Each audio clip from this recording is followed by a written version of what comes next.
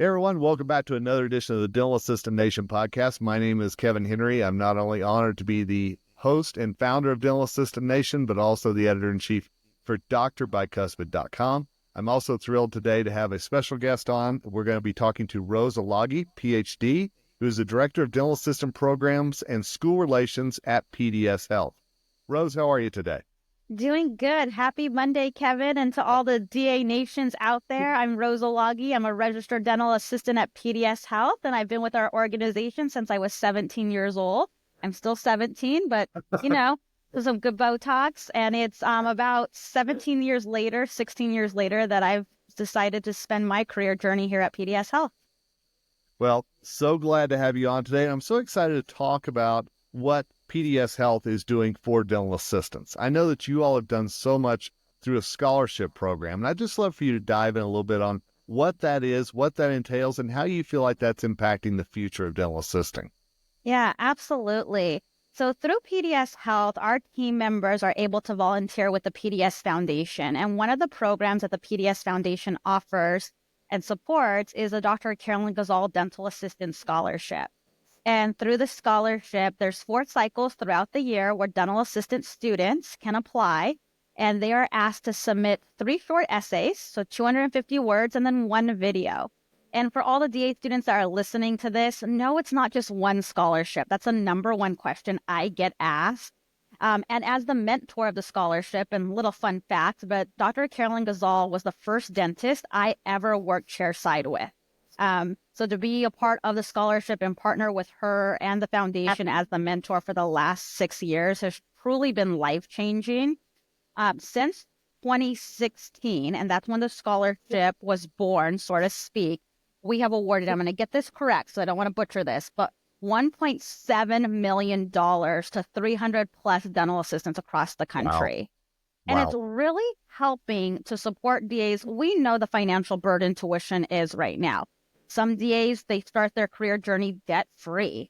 In addition to that, we're supporting with on-the-job training, networking with PDS Health team members or offices. One of the students, I'm thinking of her right now, she's in the state of Minnesota, but she actually applied back to be an educator at the school she was in. And her quote to us was, "Rose, to all the donors, to the PDS Foundation, to Dr. Carolyn Gazal, you truly believed in me." And I think that's the one thing that Dr. Gazal, the foundation, our donors, and our board of directors, they're believing in the role that dental assistants play in healthcare. And that's such a critical role for us to want to come back into the office every day and grind. So yes, it's been a tremendous, blessing to partner on that. And I'm looking forward to seeing how the scholarship expands in the coming years. And again, thanks to you, thanks to PDS Health for having these scholarships and getting dental assistants their career off on the right foot. I think that's so important. And I think it's important to have that messaging out there about the importance of education for dental assistants and what a critical role that plays in their future as well. Could you talk a little bit about PDS for Pacific Dental Services? Could you talk about what PDS looks for whenever it comes to dental assistants and how important that education is to starting the career off right? Yeah, let's take the education piece because I am an education junkie. With my own journey, both formal and informal. So in partnering with the PDS Foundation, we are out there out the gates, right? When they are doing their tuition, need that support. But then as they become a PDS Health team member and a PDS Health dental assistant, the journey with education now starts to expand with 4 programs for dental assistants, but then 4 avenues to help support costs of education. So internally, we have our externship dental assistant program, which we support all DA programs with doing their externship hours here in a PDS Health office. And if I were you, I would apply today. You can go into PDS Health and apply. That's my bias. That I started as an extern too, so it's my bias. Come join us. The other program is a dental assistant in training. And this over the last 6 years, if you're interested in healthcare, but you're like, do I go to school first? Do I not go to school? You can come and explore the role of a dental assistant through an 8-week program and get paid as a dental assistant in training. Now, this will differ state to state. So out there, I know the states, got to be careful with that. So I want to be mindful of that. And then our next program is our dental assistant, our specialty dental assistant 12-week programs.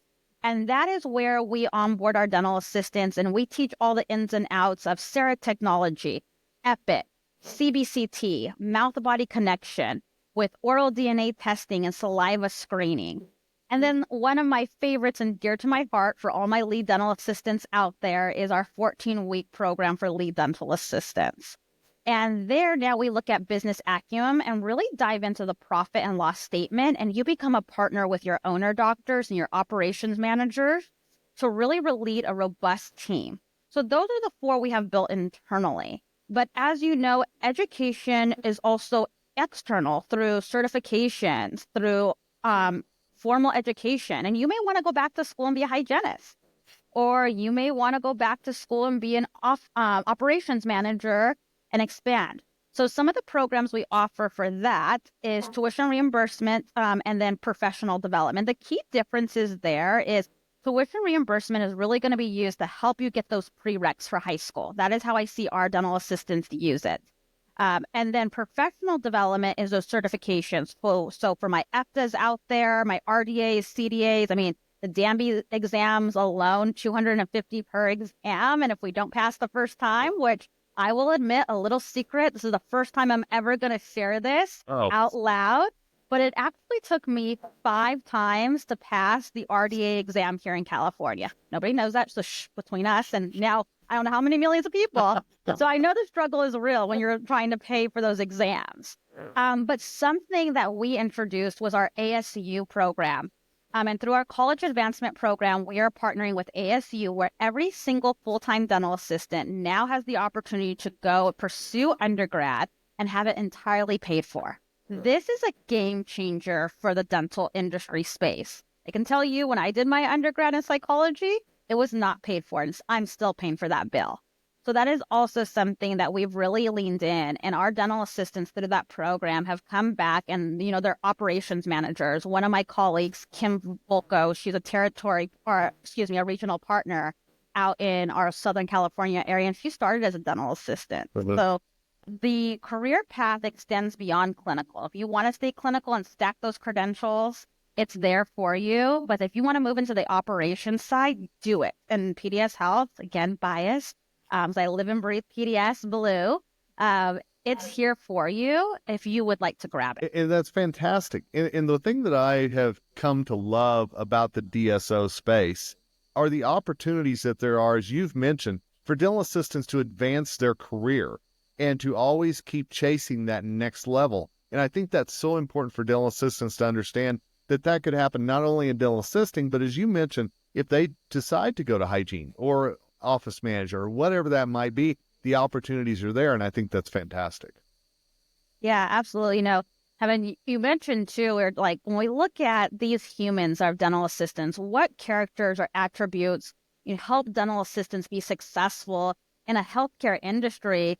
And when I talk to dental assistants, I really remind them, have that humble and hungry personality, the humble, the willingness to want to go back and learn year after year, decade after decade for many of us.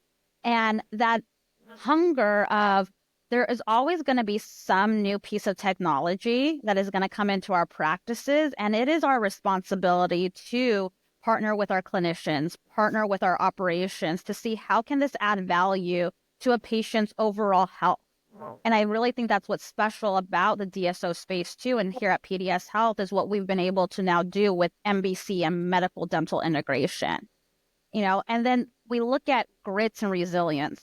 I think these 2 words I really stuck with and leaned in as we went through. I hate to say it. I know COVID's gone in that aspect, or it's once upon a time or a different phase we are in, because I know, team members and our consumers are definitely getting COVID still. It's still out there and it's active. Absolutely. But what I learned and what I learned with my colleagues is the importance of grit and resilience in healthcare.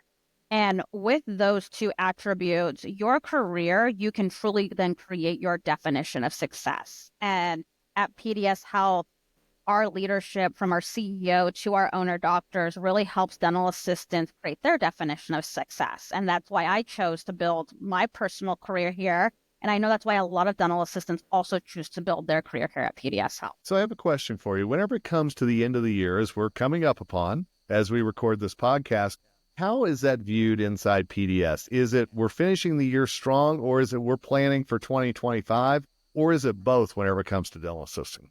Yeah, it is absolutely both. From a dental assistant recognition perspective week, we are already in full planning mode for the first week of March, and that kicked off in September.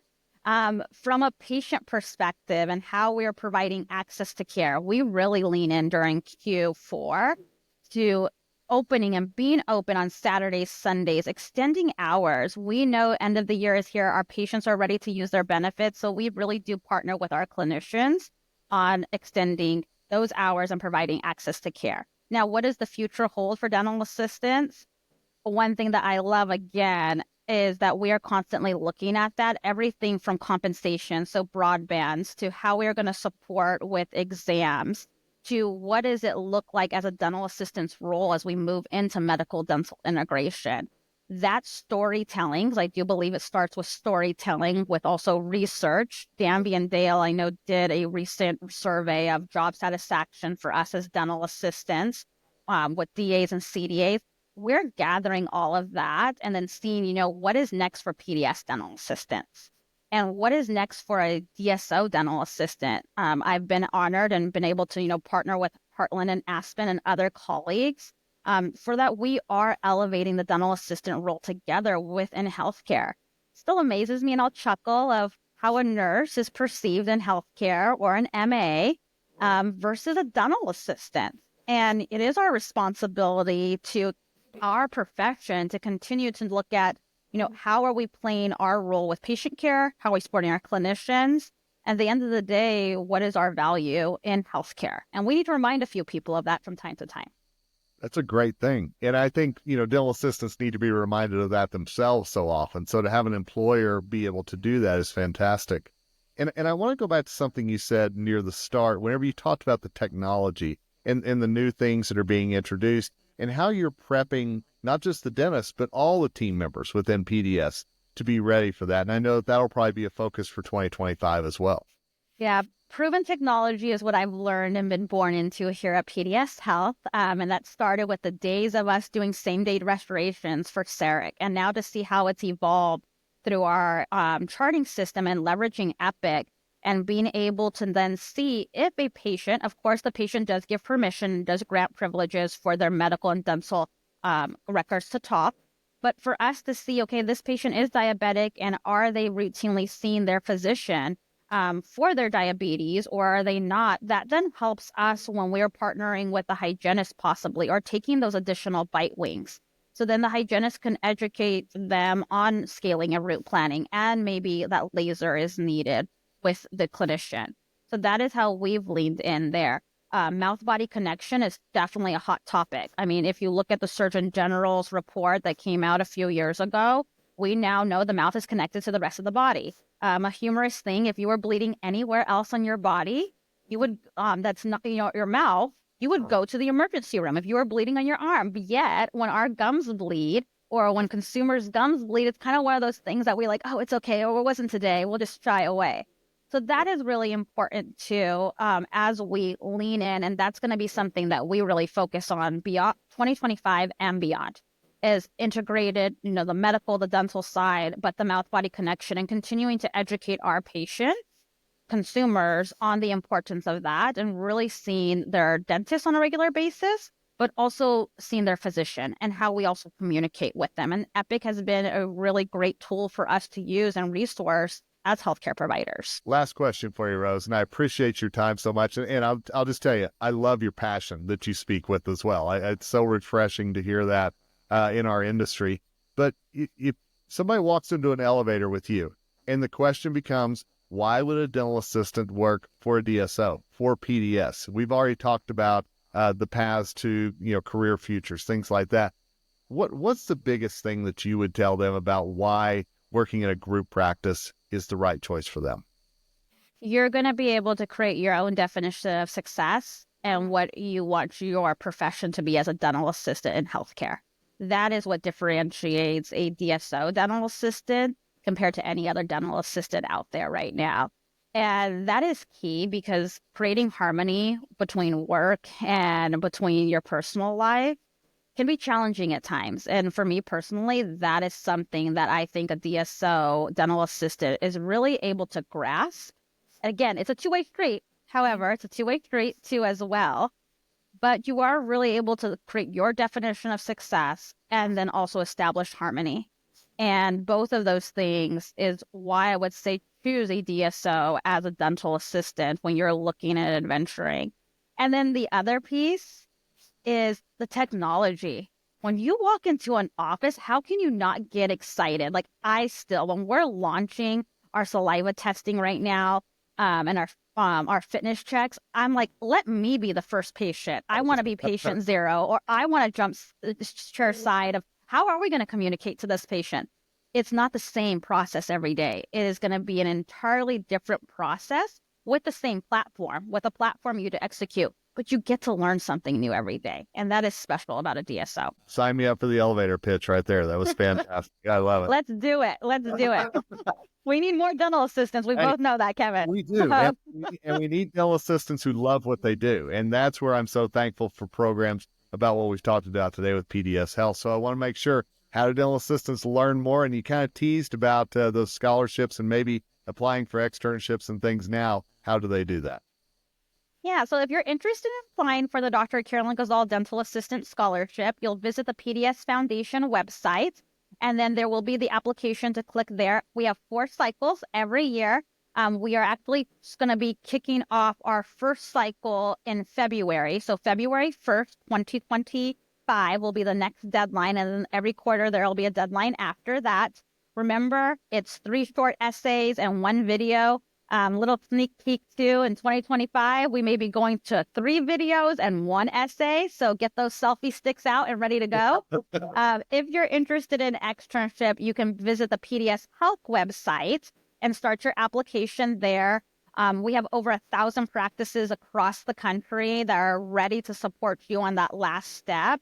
And do know one thing that we are committed to here at PDS Health is not only supporting you during externship, but hiring you during externship. So when we do place you, we are placing with intentions of hiring our externs. Rose Olague, PhD, thank you so much again for your passion for dental assistants and how PDS Health is helping this next generation of dental assistants get off on the right foot. Thank you so much. Thank you. And thank you to all the DAs. Appreciate everything you guys do. And thanks to all of you for listening to this episode of the Dental Assistant Nation podcast. Hey, we love talking about career opportunities for you. We love talking about ways that you can get off on the right foot and stay excited about being a dental assistant, because we know today more than ever, we need not only great dental assistants, but we need great dental assistants who love what they do.